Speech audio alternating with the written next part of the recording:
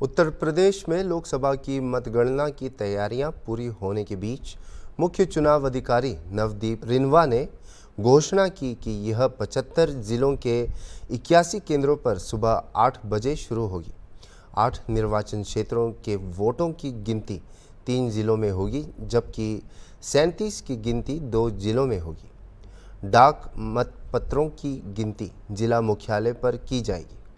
गाजियाबाद और साहिबाबाद में 1127 स्टेशनों पर 41 राउंड में गिनती होगी और 179 पर्यवेक्षक और 80 रिटर्निंग ऑफिसर सीसीटीवी से निगरानी करेंगे। 771 पुरुष और 80 महिलाओं सहित 851 उम्मीदवार दौड़ में हैं। विधानसभा उपचुनाव के लिए केंद्रीय अर्धसैनिक बल और अलग-अलग एआरओ तैनात किए गए हैं। गांव में कार्यरत हमारे वोटर्स, उनको इलेक्ट्रॉनिकली पोस्टल बैलेट ट्रांसमिट किए गए हैं और वापसी वो डाक के माध्यम से आते हैं। उनको काउंट करने से पहले उनके ऊपर क्यूआर कोड होता है, उसको प्री काउंटिंग में उसको क्यूआर कोड को स्कैन वगैरह किया जाता है। प्री काउंटिंग प्रोसीजर इसको बोलते हैं। वो भी इस प्रकार से किया गया कि एक टेबल पे 200 से अधिक पोस्टल बैलेट सर्विस वोटर वाले ना रहें और उस हिसाब से जो अलग टेबल लगेंगे, 10 टेबल पे एक एआरओ प्री काउंटिंग के लिए लगेगा और पैरेलल पोस्टल बैलेट्स, यानी जो पोस्टल बैलेट्स सर्विस वोटर्स के हैं इलेक्ट्रॉनिकली ट्रांसमिट, उनकी तो स्कैनिंग चलेगी 8 बजे से, इस हिसाब से कि प्रत्येक टेबल पे 200 इलेक्ट्रॉनिकली ट्रांसमिटेड पोस्टल बैलेट हो।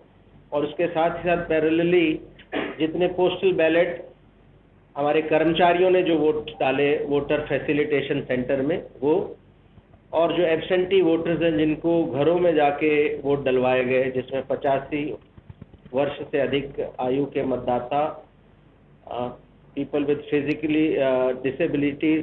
फिजिकल डिसेबिलिटीज वाले हमारे मतदाता और एसेंशियल सर्विसेज में जो लगे हुए मतदाता, जिनको एब्सेंटी वोटर्स कहा जाता है, इनके पोस्टल बैलेट्स ऑलरेडी पड़ चुके हैं, उनकी संख्या फिक्स है, उनका पोस्टल बैलेट गिना जाएगा और पैरेलली जो सर्विस वोटर्स के आए हैं उनको प्री काउंटिंग यानी स्कैनिंग की जाएगी।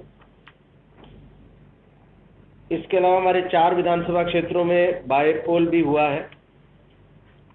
इनकी मतगणना के लिए 4 रिटर्निंग ऑफिसर हैं और 26 इनके साथ सहायक रिटर्निंग ऑफिसर हैं जो पैरेलल इनकी मतगणना कराएंगे लोकसभा क्षेत्रों के अलावा।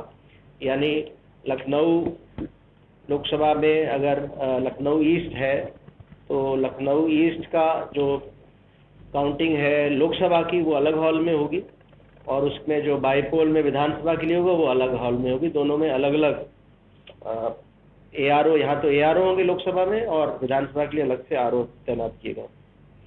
सारी जो मतगणना की कार्रवाई और उसके बाद जो सीलिंग वगैरह होगा उसका सीसीटीवी से रिकॉर्डिंग होगा।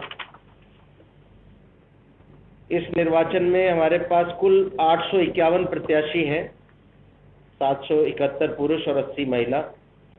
सबसे ज्यादा 28 प्रत्याशी 70 घोसी लोकसभा क्षेत्र में है, सबसे कम 4 57 कैसरगंज में है। अभ्यर्थी या उनके निर्वाचन अभिकर्ता, उनके इलेक्शन एजेंट्स मतगणना प्रारंभ होने के दिनांक से 3 दिन पूर्व सायं 5 बजे तक काउंटिंग एजेंट बनाने हेतु प्रारूप 18 पर रिटर्निंग ऑफिसर के समक्ष आवेदन कर सकते हैं। यानी 4 तारीख को हमारी काउंटिंग है तो कल सायं थी, 1 की सायं 5 बजे तक लोगों ने अपने एप्लीकेशन दे दिए।